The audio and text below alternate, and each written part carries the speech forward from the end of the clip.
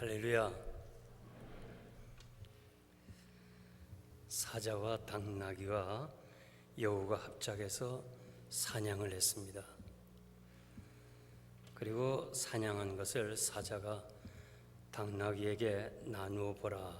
그러니까 우리 셋이서 사냥을 했으니 3등분 하자. 그렇게 제의를 했습니다. 그때 사자가 화를 내면서 넌 뭐 했냐? 네가 사냥하는데 뭐 했다고 3분의 1 가지려냐 하면서 잡아먹었습니다. 그리고 여우에게 네가 좀 나눠보라 하니까 사자님 다 잡수시고 그저 남는 거 있으면 제가 먹겠습니다. 여우야, 넌 어디서 그런 지혜를 얻었냐? 당나귀 죽는 것을 보고 알았습니다.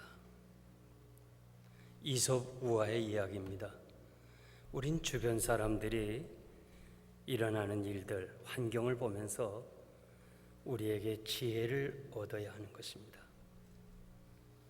저는 작년에 윤두환 장로님 4분을 방문했습니다.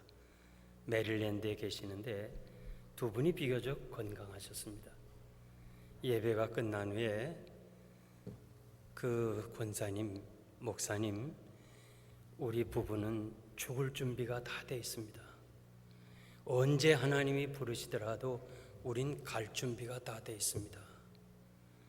제가 그 얘기를 들으면서요, 그냥 제 마음에 충격이 왔어요.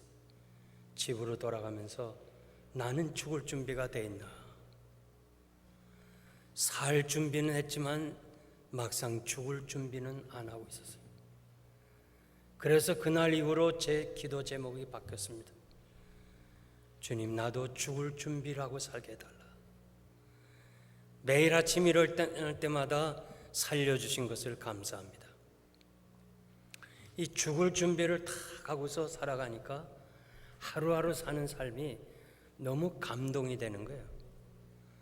그런데 어느 날 정규 책값 갔다가 이상하다면서 MRI 찍자 하더니 거기에 간암이라고 딱 주책, 이 패밀리 닥터가 얘기하면서 빨리 그냥 내일이라도 신속하게 전문의를 가라. 그래서 뉴욕에 전문의를 찾았어요. 그랬더니 그 전문의가 나보다도 여기 외과 의사가 왔는데 한번 만나보겠냐. 만나자고. 그래서 나는 4월에 밴쿠버에 집회를 가야 되니 내가 빨리 수술해달라. 살려고 하니까 이 복잡하고 괴로움이 많지, 죽으려고 딱 준비가 돼 있으니까 아무런 근심이 없어요. 이 간암이라는 얘기를 들을 때 웬만한 사람 같으면 그냥 그 자리에서 다리가 후들거리고 떨리는데 이제 올 것이 왔구나. 하나님 앞에 가야겠구나. 그렇게 생각하니까 아무런 부담이 없는 거예요. 그래서 그냥 이 의사가 그래요. 만나자마자 수술 날짜 정해다고 당신이 최대한 빨리 해달라. 할 수 있는 대로. 이분이 놀래가지고 그 자리에서 비서한테 얘기를 해가지고 그냥 암이라는 진단을 받고 열흘 안에 다 해결해 버렸어요. 수술까지. 지금 지나고 나니까 얼마나 감사한지 모르겠어요. 그래서 그 윤두한 장로님이 몇 개월 전에 소천하셨죠.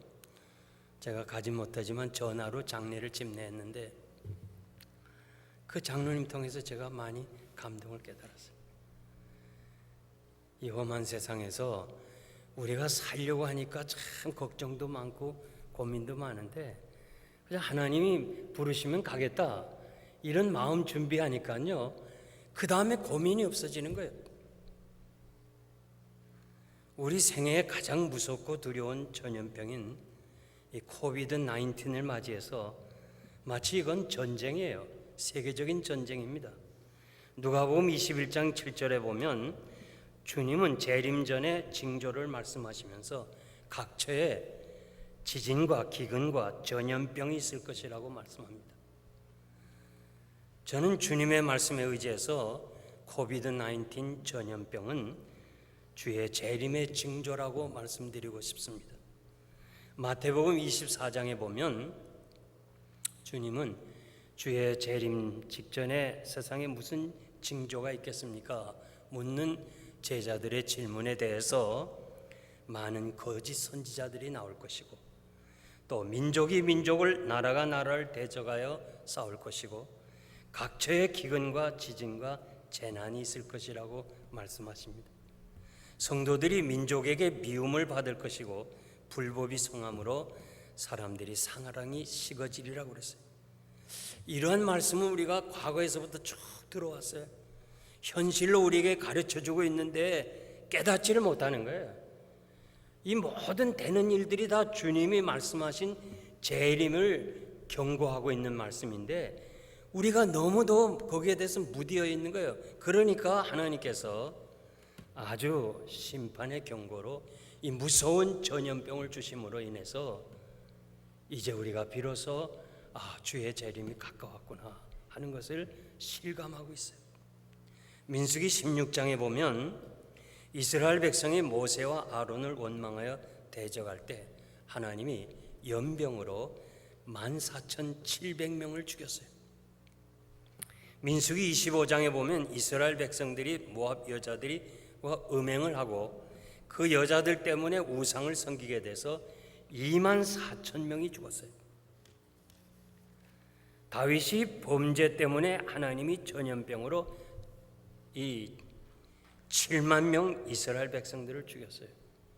그러니까 그 당시에 이 숫자는 지금의 숫자와는 비교할 수 없는 어마어마한 숫자예요. 이 코비드-19 전염병은 하나님이 하시는 재림의 징조입니다. 우리가 재림 신앙을 회복해야 돼요. 초대교회는 재림 신앙이 강했습니다. 그래서 만나면 서로 인사가 마라나타, 주께서 임하신다는 거예요. 만날 때마다 주님이 임하신다는 것을 얘기했고 우리 주여 어서 오시옵소서, 이것이 저들의 인사였습니다. 요즘 여러분들이 코비드-19을 하면서 인사 방법들이 막 바뀌어지고 그러는데 막 주먹으로 서로 때릴 것처럼 서로 막 이러고 이게 이상해졌어요. 지금 사람들이. 초대교회 성도들 날마다 주님이 오시기를 고대하면서 주여 어서 오시옵소서. 고난의 핍박과 환난을 이길 수 있는 비결이 바로 재림신앙이었어요. 일제강점기에 교회가 핍박을 많이 받았습니다. 신사참배로 인해서 투옥되고 순교를 했는데 그 고난의 힘, 그 고난을 이길 수 있는 힘이 어디서 왔어요? 그 어려운 그 시절에 끝까지 신앙을 지키는 힘이 어디 있었어요? 재림신앙이었어요. 해방과 함께 자유를 얻었지만 너무 가난하고 6.25 전쟁과 공산주의의 핍박을 무엇으로 감당했습니까? 역사를 보면 재림신앙이었어요. 저는 어린 시절에 주일학교 다닐 때도 저녁에, 수요일 저녁에는 어른 예배 참석했어요. 목사님들이 설교가 대부분 재림신앙을 얘기했어요. 그래서 우리는 어린 마음에도 주의 재림에 대해서 간절히 사모하는 마음이 있었어요. 그 어려운 배고픈, 기근, 아픔 이런 것들을 재림신앙으로 주님을 맞이해야지, 이런 신앙으로 우리가 그 어려움을 이길 수 있었습니다. 1974년도에 제가 소록도에 부흥회를 인도했는데 그 소록도에는 나 환자가 4,000명 있었어요. 3,600명이 개신교고 400명이 캐톨릭 신자였어요. 교회가 7교회예요. 그래서 저녁에 이 교회, 새벽에, 낮에 이렇게 돌아서 7교회를 6일 동안 집회를 했어요. 새벽에 주님 고대가, 그것이 차임을 통해서 방송으로 나오는 거예요. 낮에나 밤에나 눈물 머금고 내 주님 오시기만을 고대합니다. 가실 때 다시 오마 하신 예수님, 오 주여 언제나 오시렵니까? 고적하고 쓸쓸한 빈들판에서 희미한 등불만 밝혀놓고 오직 주님 고대하고 기다려오니 오 주여 언제나 오시렵니까? 손양원 목사님이 작사하신 거예요. 저는 그 새벽에 차임을 통해서 이 찬송가가 나오는데 얼마나 은혜스러운지 그 나은 자들이 그 어렵고 힘들고 가난하고 소외된 그 가운데서 어떻게 저들이 신앙을 유지할 수 있었느냐, 어떻게 그렇게 고난의 시련을 극복하고 이길 수 있었느냐, 재림신앙이었어요. 저는 신앙의 최고봉은 재림신앙이라고 그렇게 생각합니다. 지금 우리들에게는 재림신앙이 너무 약해졌습니다. 약한 것이 아니라 아예 없어졌어요. 이런 문제는 초대교회도 있었어요. 저들은 자신의 생애에 주님을 맞이할 것으로 알았어요. 내 생애에 주님을 맞이하겠다, 이런 마음으로 살았는데 거짓 선생들이 들어와서 주의 재림을 부인하게 됐어요. 주께서 강림하신다는 약속이 어디 있느냐? 조상들이 잔후로 만물이 처음 창조될 때와 같이 그냥 있지 않느냐? 몇십 년이 기다렸는데도 오지 않지 않느냐? 이러면서 믿음이 약한 초대교인들에게 시험하기 시작했어요. 그러면서 재림신앙에 대해서 의심이 갔어요. 약해지기 시작했어요. 이때 베드로는 성도들 향해서 하시는 말씀이 바로 본문의 내용입니다. 하나님의 시간과 개념이 사람의 시간의 개념으로 이해하지 못한다는 거예요. 사랑하는 자들아, 주께는 하루가 1000년 같고 1000년이 하루 같은 이 한 가지를 잊지 말라. 우리가 1000년이라는 아주 롱타임, 긴 시간을 주님은 하루라고 설명해요. 시편 90편 4절에 보니까 주의 목전에는 1000년이 지나간 어제 같으며 밤의 한순간, 잠깐 하는 순간과 같다고 그랬어요. 1000년이 하나님 앞에서는. 우리가 관심을 가져야 하는 것은 시간적으로 그때가 언제인가 계산하는 것이 아니고 하나님께서 반드시 약속한 대로 그 말씀을 성취한다는 것을 여러분들이 믿어야 하는 것입니다. 하나님의 일하심이 우리의 시간 개념과는 전혀 상관이 없다는 것입니다. 주님의 약속은 더딘 것이 아니고 오직 너희를 대하여 오래 참으사 아무도 멸망치 않고 다 회개하기에 이르기를 원하신다고 말씀합니다. 사도 베드로는 하나님은 모든 사람들이 다 구원받고 진리를 알게 하려고 한다는 것입니다. 더 많은 사람을 구원하기 위해서 재림을 연기한다는 말씀이에요. 마태복음 24장 14절 보면 주님은 재림, 천국 복음이 모든 민족에게 증거되기 위해서 온 세상에 전파되리니 그제야 끝이 오리라. 복음이 온 세상에 전파될 때 그제야 끝이 오리라 말씀했습니다. 아직도 구원받아야 할 사람이 있기 때문에 주의 재림이 늦어진다고 그렇게 말씀을 하고 있습니다. 우리 주님이 이 우리에 들지 아니한 다른 양들이 내게 있어 내가 인도하여야만 할 터이니 저희도 내 음성을 듣고 한 무리가 되어 한 목자에게 있으리라. 지금 이 교회 안에 들어온 무리들, 양무리들도 있지만 교회 밖에 있는 양무리들도 주님이 택하신 양무리들도 있고 그 양들이 들어와야 하기 때문에 주의 재림이 연기된다고 그렇게 말씀합니다. 왜 우리들의 신앙이 재림 신앙이 약해졌어요? 왜 무뎌졌어요? 저는 두 가지로 생각하고 싶은데 경제가 좋아지고 생활이 안정되고 풍요로워지니까 자연히 천국보다는 이 세상이 더 좋은 거예요. 옛날에 가난하고 힘들 때 주님이 오시면 좋겠다고 희망을 가지고 살았는데 지금은 그렇지 않아요. 여러분 목사님들의 설교를 많이 들어요. 지금 요즘 온라인으로 얼마나 많은 사람이 들어요. 옛날처럼 교회 나오면 그냥 목사님 설교만 들었는데 요즘은 뭐 온라인으로 얼마나 많이 설교를 들은지 몰라요. 설교를 들으면요 재림에 대한 말씀이 그렇게 많지 않아요. 왜? 교인들이 듣기 싫으니까. 그래서 잘 안 해요. 미국이나 유럽 선진국들이 경제 성장과 함께 재림 신앙이 약해졌어요. 한국도 똑같이 이렇게 닮아오는 것입니다. 두 번째는 이단들의 거짓 증언이 있어요. 이단들은 교회 역사와 함께 존재했는데 이들은 한결같이 주장하는 것이 종말론이에요. 그것도 시한부 종말론이에요. 그래서 성도들 유혹해요. 아마 여러분들 중에 기억하고 있을 분들이 계시는데 다미선교회라고 1992년 10월 28일 재림하신다고 이장림 씨가 주장해서 많은 성도들이 미혹을 받았어요. 그때 정말 제가 얼마나 많이 테이프를 받았는지 몰라요. 게시 받았다는 사람들이 막 너무 많았어요.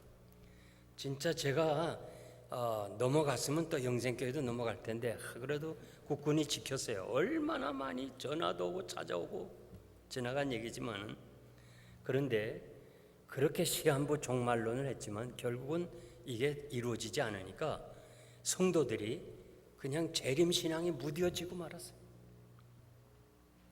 사도 베드로는 주의 재림의 날이 반드시 온다는 거예요. 오시는데 아무도 모르게 도적같이 오신다고 말씀합니다. 우리 주님도 깨어있으라. 어느 날에 임할런지 너희가 알지 못한다. 도적같이 생각지 않는 때 인자가 오리라. 주님도 그렇게 말씀했고 베드로도 그렇게 말씀했어요. 그러면서 인자가 다시 올 때 그 징조에 대해서 말씀하시면서 구름 타고 능력과 큰 권능 영광으로 오리라고 약속해 주었어요. 우리 주님의 말씀, 열처녀 비유, 달란트 비유, 선한 사마리안에 대한 말씀, 다 재림에 대한 말씀이에요.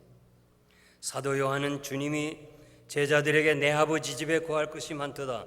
그렇지 않으면 너에게 일렀으리라. 내가 너희를 위하여 처소를 예배하러 가노니 내가 다시 와서 너희를 내게로 영접하겠다.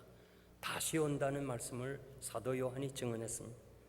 사도 바울은 주께서 호령과 천사장의 소리와 하나님의 나팔로 친히 하늘로 쫓아 강림하리니 그리스도 안에서 죽은 자들이 먼저 일어나고 그 후에 우리 살아남은 자도 구름 속으로 끌어올려 공중에서 주님을 영접하겠다고 말씀하고 있습니다. 야고보는 너희는 길이 참고 마음을 굳게 하라. 주의 강림이 가까우니라. 보라 내가 속히 오리니 이 책의 예언의 말씀을 지키는 자가 복이 있도다. 보라 내가 속히 오리니 내가 줄 상이 있어 각 사람에게 일한 대로 갚아주리라. 이것들을 증거하시니가 가라사대 내가 진실로 속히 오리라. 신약성경 마무리의 말씀, 마지막으로 속히 오리라 하고 신약성경이 끝나는 거예요. 그러면서 답변으로 아멘 주에서 오시옵소서. 우린 주님의 재림에 대해서 성경이 318번이나 강조하고 25절에 한 번씩이나 강조하고 있어요. 우리는 구약에 오시는 메시아에 대해서 예언이 다 이루어졌어요. 처녀의 몸에서 태어나시고 고난받으시고 십자가에 죽으시고 그리고 부활하시고 승천하시고 다 했었어요. 이제 하나 남았어요. 다시 오실 주님, 재림의 주님 하나만 남았어요. 그러므로 여러분, 이 재림신앙 가지고 살아야 여러분들이 이 마지막 때 흔들리지 않고 믿음으로 승리할 줄 믿습니다. 사도 베드로는 주의 재림의 날에 하늘이 큰 소리로 떠나가고 물질이 뜨거운 불에 풀어지고 땅과 그 중에 있는 모든 일이 드러나리라고 그랬습니다. 지구에서 생기는 것이 아니고 우주적인 사건이에요.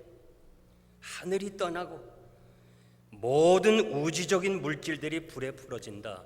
풀어진다는 말은 소금이 물에 녹듯이 녹아버린다는 거예요. 밀랍이 불 앞에 녹아버린다는 거예요.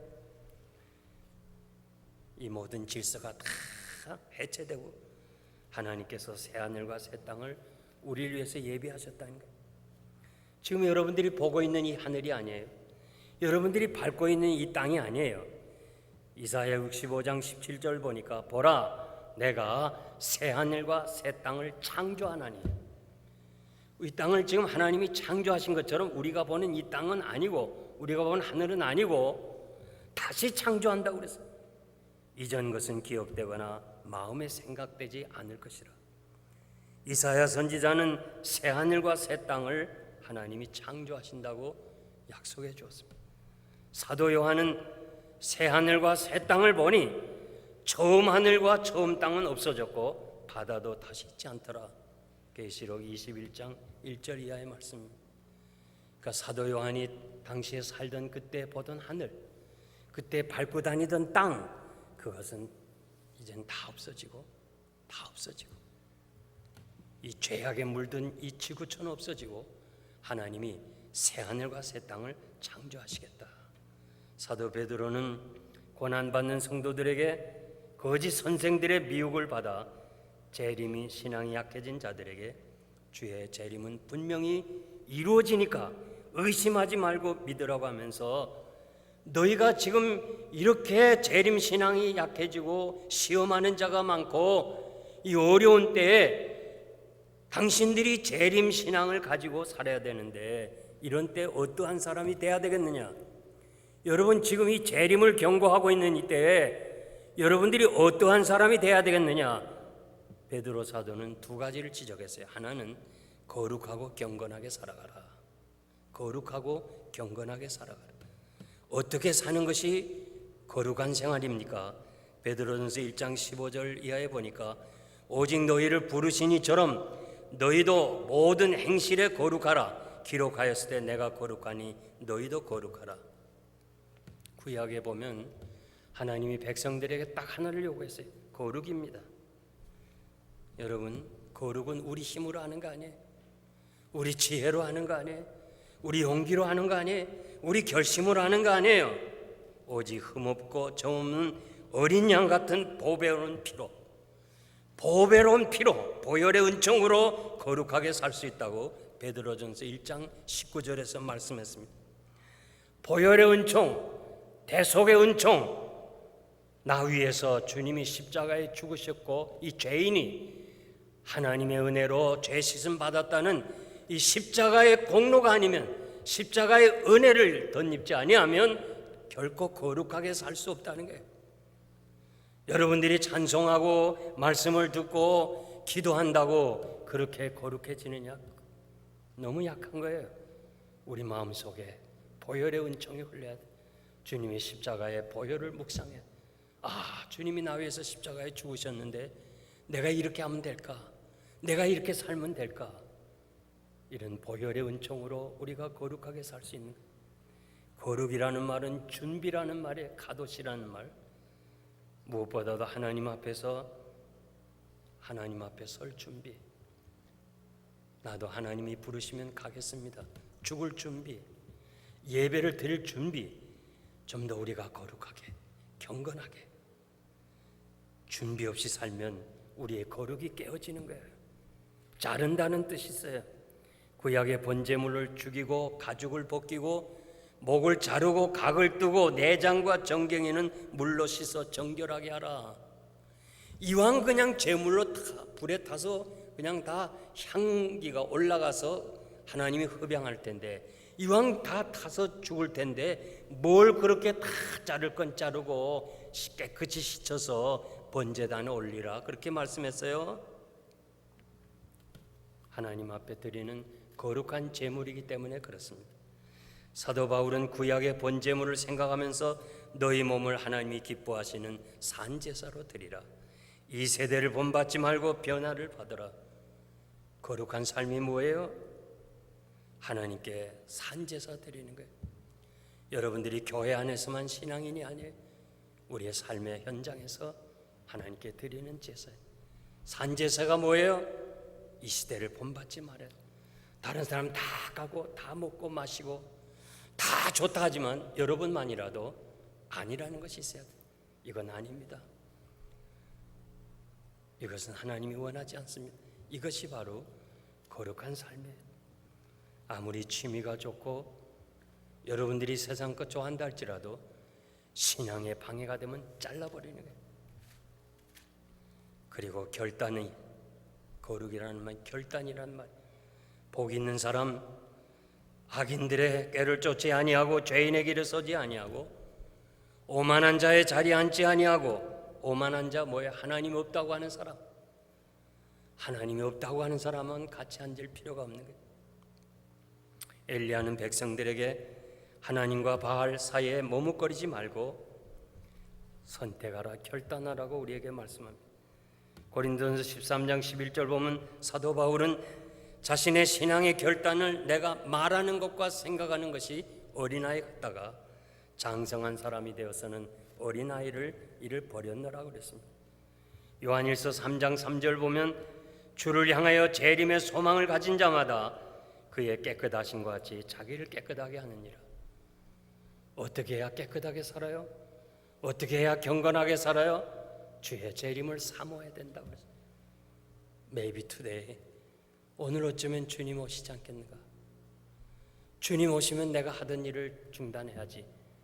주의 재림을 사모하는 거기에 경건이 있다고 그렇게 말씀하고 있습니다. 거룩한 삶, 경건의 삶이 뭐예요? 경건이라는 단어 자체가 닮아간다는 거예요. 유세비아라고. 누구를 닮아간다. 여러분, 예수 닮기를 원합니다. 예수님이라면 어떻게 생각했을까? 예수님이라면 어떻게 행했을까? 우리가 날마다 이 험한 세상에서 살아가면서 날마다 선택을 해야 되고 부딪히는 일에 결단을 해야 되는데 예수님이라면 어떻게 했을까? 예수님이라면 어떤 말을 했을까? 주님 보시기에 합당하게 살아가겠다. 이것이 바로 경건이에요. 두 번째는 주의 재림을 사모하라고 그랬습니다. 하나님의 날이 임하기를 바라보고 간절히 사모하라. 우리는 어떠한 형편에 있든지 소망이 있습니다. 예수 재림 신앙이 있습니다. 재림은 성경에서 약속한 말씀입니다. 반드시 일어날 사건입니다. 이것이 우리의 소망입니다. 이것이 우리로 하여금 거룩하고 경건하고 절제 있는 생활을 하게 할 수 있습니다. 주의 재림은 언제 일는지 아무도 모릅니다. 그러나 반드시 그날이 온다고 오늘 성경은 우리들에게 말씀해 주고 있습니다. 우리의 관심은 언제가 아니고 어떻게냐, 어떻게 기다려야 깨어있고 예비하고 주님을 맞이할 수 있는 이 소망 중에 사는 것, 이것이 바로 이 시대를 살아가는 우리들의 삶의 방식입니다. 14세기의 벨기에 황제인 레이몬드 3세는 친동생이 쿠데타를 일으켰어요. 그리고 정권을 잡았어요. 그리고 모든 사람을 다 죽이고 그랬는데 차마 형은 레이몬드 3세 이 왕은 자기 친형이니까 죽일 수가 없었어요. 그래서 사람들의 이목도 있으니까 이 형이 살 수 있는 감옥을 특별히 만들었어요. 그런데 들어가는 문은 아주 작아요. 그 들어가면 아주 광장같이 넓어. 그런데 이 레이몬드 3세가 몸이 체격이 너무 커서 안에 들어가서 그 감옥을 만드는 거거든요. 그러니까 감옥을 나오려면은 살을 빼야 돼. 요즘 말로만 다이어트를 해야 돼. 그런데 이 동생 혁명을 일으킨 황제가 계속해서 좋은 음식을 주는 거야. 그냥 고기로 막 이렇게. 그러니까 이 황제는 내가 살이 빠져서 이 다이어트를 해서 작아지고 빼빼해지면 나가라는 거야. 고문이 그렇게 만들었어요. 그래서 하려고 했지만 자꾸 좋은 음식이 나오는데 어떻게 다이어트 할 수 있어요? 여러분 알잖아요. 항상 뭐 좋은 거 먹으면 내일부터 다이어트 해야지 하면서 오늘은 다 먹잖아요. 결국 이 레이몬드 황제는 이 먹는 것이 유혹이 돼가지고 결국 평생 감옥에 살다가 죽었어요. 그래서 이 황제를 가리켜서 뭐라고 얘기하는 거니? 철장의 포로가 아니라 철장으로 포로가 된 게 아니고 식욕의 포로가 되었다. 역사는 그렇게 식욕, 먹는 욕심 때문에 평생을 감옥에 있었어요. 우리는 새 하늘과 새 땅을 바라보면서도 정말 그 신앙을 가져야 되겠다 하면서도 보는 것이 죄요. 듣는 것이 죄요. 보는 것이 세상 유혹이에요. 교회 밖에만 나가면 우리가 신앙을 유지할 만한 것이 하나도 없어. 전부 우리를 넘어뜨리게 하는 유혹들 많은데 그거 보느라고 그거 따라가느라고 이렇게 신앙의 길에서 바로 서지를 못해. 오늘 여러분 마음속에 재림신앙을 무장하고 이 시대를 분별하고 경건하게 살아가고 주의 날을 사모하는 여러분 되시기를 바랍니다. 이제 제가 말씀을 맺겠습니다. 코비드 19의 시작은 여러분들이 안들어 중국 우한에서부터 이렇게 시작이 됐습니다. 그래서 오늘 이렇게 전 세계가 3차 전쟁과 같이 이렇게 어려운 환란을 당했습니다. 작년 9월에 제가 한국에서 매년 우리 교회에서 하던 중국인 목사님들을 30명을 거제도로 초청했어요. 그래서 그 목사님들과 같이 몇 날을 같이 지내는데 한 분 목사님이 설교하는 도중에 지금 이 시진핑이 교회를 그 당시에 말이죠 1,500개를 헐었다는 거예요. 시진핑이. 어느 사모님이 교회 하는 것을 막 울면서 손을 벌려서 헐지 못하도록 팔을 벌리니까 크레인으로 찍어서 죽였다는 거예요. 그런 얘기 듣고 그 다음에 교회마다 십자가 띄고 시진핑 사진 걸고 그랬다는 거예요. 그러면서 우리가 많이 통성으로 거제도에서 기도를 했습니다. 우한에서 사역하시는 선교사님이 이메일이 왔는데 이 우한에서 종교국 책임자가 그 중국 내에서 가장 모범적인 교회를 핍박하는 샘플이 됐다는 거예요. 그래가지고 교회를 헐어버리고 시진핑 사진을 다 붙이고 십자가 떼어내고 그러면서 아주 칭찬을 받았다는 게 그 종교국 국장이. 그러면서 대표적으로 교회 핍박하는 모델로 정했다는 게 우한에. 근데 이번에 우한 폐렴으로 이 사람이 죽었다는 거예요. 이메일을 보았어요. 중국의 시진핑이 한국 선교사를 추방하고 교회를 열고 자신이 저 옛날 로마의 황제가 신이라고 하는 것처럼 자신이 그렇게 교만해질 때 오늘 얼마나 어려움을 당합니까? 지도자 한 사람 때문에 얼마나 힘들어요. 저는 머지않아 중국은 무너지고 그 50몇 족들이 이제 다 뿔뿔이 흩어져서 옛날 마치 그 소련이 붕괴돼서 큰 나라로 번성하는 것처럼 그렇게 될 수도 있어요. 이 모든 재앙을 우연이라고 생각할 수는 없습니다. 하나님이 하시는 심판이라고 많은 목사님들이 외치고 있어요. 저도 동의합니다. 그러나 난 오늘 여러분들에게 말씀드리고 싶은 것은 이 코로나 바이러스는 주의 재림을 경고하는 거예요. 만약 우리가 이 경고를 무시한다면 우리에겐 소망이 없어요. 저는 앞으로 이 코비드 19이 얼마나 더 지속할는지 모르지만은 반드시 이것 때문에 교회는 신앙이 양극화로 갈라질 거예요.